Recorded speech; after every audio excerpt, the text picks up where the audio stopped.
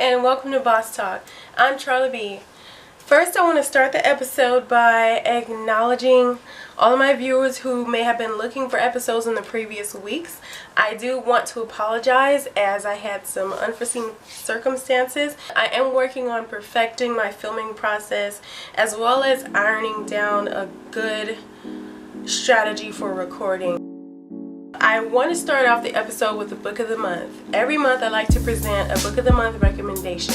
This month's book of the month is by one of my favorite authors, Charla, titled Fearless and Fabulous, 10 Powerful Strategies for Getting Anything You Want in Life.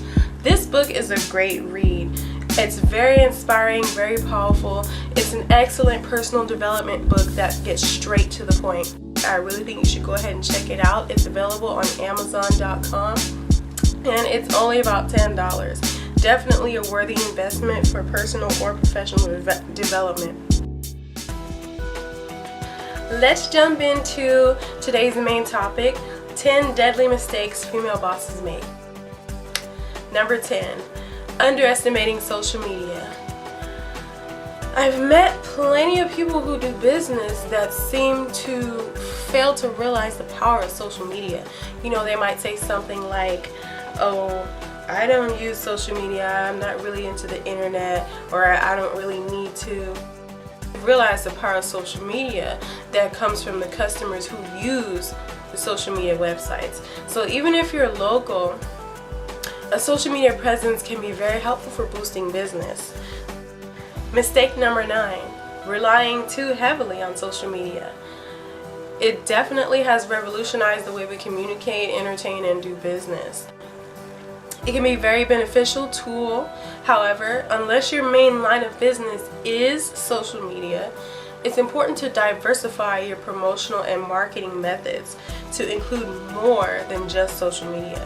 The question I like to ask myself is, what would become of my business if Facebook shut down forever? Mistake number 8, not having a business plan. I know when a lot of you hear the word business plan, you think 100 pages, financial planning, graphs and charts, profit loss, industry reports. However, for the average entrepreneur, a simple business plan will do, especially if you're not seeking funding from a bank or from venture capitalists. But it's important to have something. If you own your business, it's even more important to at least have a basic business plan. You can find templates for business plans online, or you can look up there's people available to help you with writing business plans, but you definitely need to have some sort of plan. Mistake number 7, not paying attention to your numbers. Profit margin isn't just limited to selling a product and I made this much money, that's it.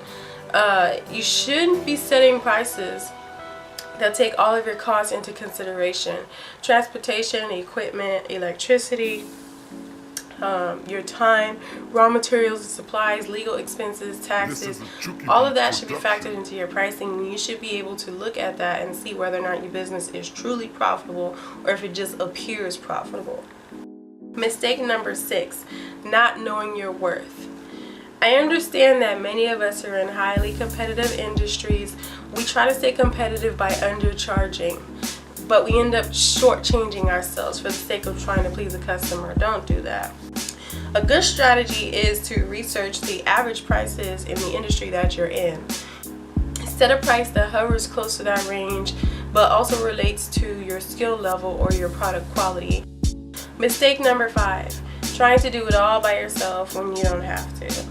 I currently do just about everything myself for my business. Graphic design, accounting, making the merchandise, creating the ads, building the website. It's all done by me, but it's sort of born out of necessity. I mean, I understand in the beginning stages of business that it may be necessary to act as your own team. Sometimes we can't afford to hire people. We don't have any resources because all of our profits are going back into the business. Other times we have a hard time letting go. We're control freaks. This business is my baby. I can't have anybody else coming in, taking control over any aspect of my dream, and I don't know if they see my vision the way I see it. you need to realize when it's time to ask for help. If you've reached a point in your business when you're feeling overwhelmed and you can, by looking at your profits or looking at your success, if you can afford the help you need, definitely reach out. Learn to delegate. Mistake number 4, when you reach out and you hire friends and family without making sure they're qualified. We finally realized, okay, I can't do it all by myself. So I'm gonna hire my cousin or my niece or my auntie to come in and help out. The first people we reach out to are people we know, are familiar with, and trust. However, mixing business and personal affairs is usually a bad idea. We need to treat these relationships as we would treat any business relationship if we choose to go with family and friends as our employees. You hire your cousin or somebody, make sure they're able to actually handle the responsibilities, make sure that they're qualified to do the job that you've given to them. If they're not, you're setting yourself up not only for failure, but you're setting yourself up for a potentially ruined family or friend relationship. Now you've mixed business with personal, and now that you have these grudges against each other if they end up being a bad fit for the company or the role. So make sure the people you hire are qualified for the job, family or not. Mistake number 3, waiting for the perfect time. Too many times I've had an idea and waited on it, and I sat on it and I sat on it, and the next thing you know, I seen like somebody on TV that had my idea, and I'm like, that was my idea. What, we tend to be too afraid to move forward. I'll wait till next year, I'll wait till I move, I'll wait till the kids out of the house, I'll wait till that promotion, I'll wait till I get this new job, I'll wait till this and that. Don't wait. Make a way. It might not be perfect the first time. You might definitely have a lot to learn on the way, but action is the only thing that creates results. Mistake number 2, comparing yourself to those who are more successful. You need to realize something, ladies. This is your journey. Our life's paths are as unique to us as our fingerprints. While it's okay to be inspired by someone else's success, your ideas and passions, creativity, don't use them as a measure against your own worth. Learn the skill of being inspired without comparing your worth to someone else and feeling negative about your progress or becoming bitter against that person that you are looking to and looking at their success.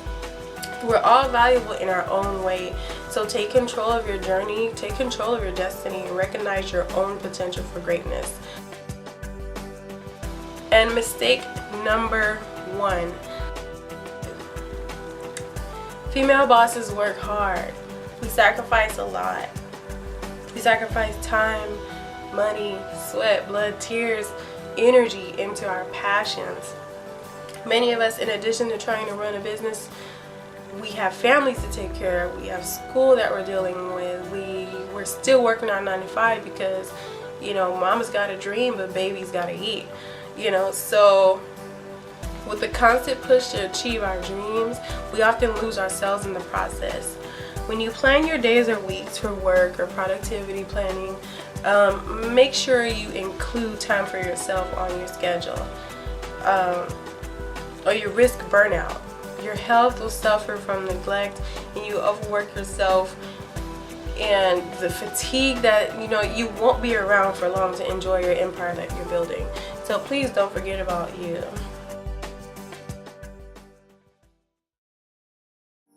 Okay, ladies, it's that time again. It's the monthly t-shirt raffle. It's time to pick a winner for the monthly raffle. The winner will receive a free Female Bosses t-shirt. This month's winner is Talia Newell. Congratulations, Talia. Inbox me, let me know your size and your shipping information, and I'll go ahead and send out your free shirt. This week's Small Business Saturday boss is J. Jill Cosmetics by Jill St. Williams. J. Jill Cosmetics is a brand of cosmetics for women of color and for all to enjoy. J. Jill features a full line of cosmetics, beauty accessories, and botanical and natural skincare for men and women. Okay, so that wraps it up for this week's episode of Boss Talk. I do hope that I have delivered some information that is helpful to some of you ladies. This week's quote is from Oprah Winfrey, and she says, "A queen is not afraid to fail. Failure is another stepping stone to greatness." Thank you for joining Boss Talk. I'm Charla B.